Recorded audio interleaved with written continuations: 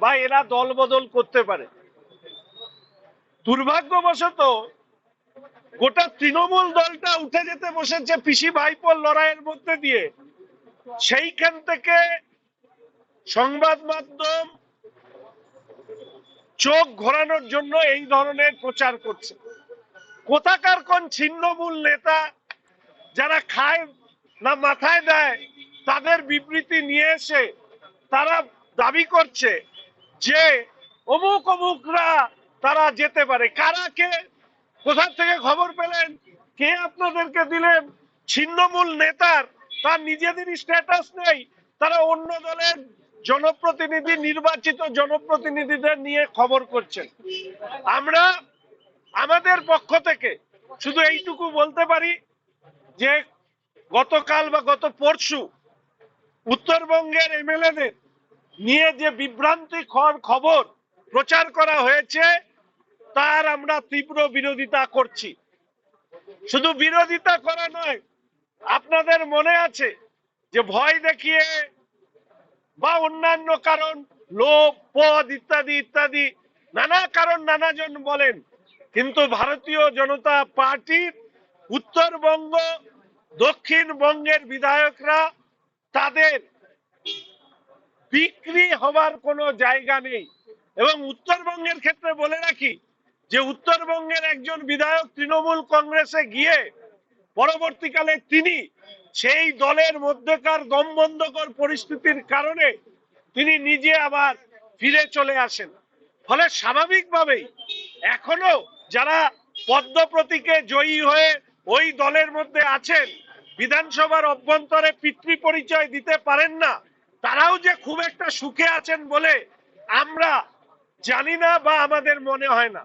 ফলে স্বাভাবিকভাবেই রাজ্যের প্রধানতম ইস্যুগুলোর থেকে চোখ সরাতে এবং ধারাবাহিকভাবে হিন্দুদের প্রতি যে আক্রমণ, সেই আক্রমণ থেকে, এবং আজকে রাজ্যে যে নৈরাজ্য চলছে, সেই নৈরাজ্যের খবরের বদলে এই ধরনের বিভ্রান্তিকর প্রচার যারা করবেন তাদের বিরুদ্ধে আমরা মামলা দায়ের করব। উত্তরবঙ্গ সংবাদ নিয়ে, উত্তরবঙ্গের বিধায়কদেরকে নিয়ে যে টেলিভিশন এই প্রচার চালিয়েছেন সারাদিন ধরে, কোন ছিন্নমূল না কোন আস্তাকুড়ে বিবর্জিত এক নেতার স্টেটমেন্টকে ধরে নিয়ে এসে সারাদিন ধরে চালালেন, সারাদিন ঢাক পিটালেন। আরে ওই দলে ওই নেতারই স্থান নেই, ওই দলের ওই নেতাকেই কেউ পোছে না।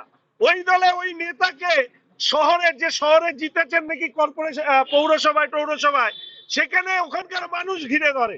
সেই দলের নেতার এত বড় ক্ষমতা হয়ে গেল যে ভারতীয় জনতা পার্টির বিধায়কদের সম্পর্কে তিনি এই ধরনের মন্তব্য করেন। আরে উত্তরবঙ্গে তৃণমূল কংগ্রেসের বিধায়কদের মেরুদণ্ড বলে কিছু নেই, ওদের প্রত্যেকের মুখে সেলো টেপ লাগানো আছে। ওদের একটাই কাজ, এই কলকাতার কালীঘাট আর ক্যামাক স্ট্রিটে যা যা নির্দেশ দেয় ওরা তা পালন করে। ওরা উত্তরবঙ্গের মানুষের ভোটে জিতে, ওরা হচ্ছে কালীঘাট আর ক্যামাক স্ট্রিটের তোষামতকারী, চাটুকারিতা এইগুলো করে।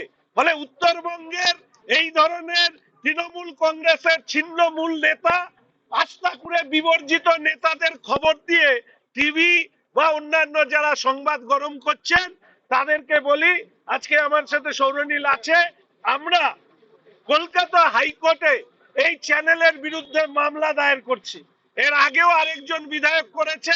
আগামী দিনে যদি এই ধরনের বিভ্রান্তিকর খবর, কোন ধরনের তথ্য সূত্র ছাড়া, কোন ধরনের নাম ছাড়া যদি প্রকাশ করা হয়, নাম হলে সেই বিধায়ক নিজে মামলা করবে, আর সংখ্যা দিয়ে বললে ভারতীয় জনতা পার্টির বিধায়করা মামলা করবে। আমরা উত্তরবঙ্গের সমস্ত বিধায়করা এই টেলিভিশন চ্যানেল, তার বিরুদ্ধে আমরা মামলা দায়ের করছি, এবং তার সাথে সাথে আরেকটি বিখ্যাত পত্রিকা, তার অনলাইন যে মাধ্যম, সেই অনলাইন মাধ্যমের বিরুদ্ধেও আমরা মামলা দায়ের করছি। এইটুকু আমার প্রাথমিকভাবে বলার। এরপরে আপনাদের কোনো প্রশ্ন থাকলে আমি নিতে পারি।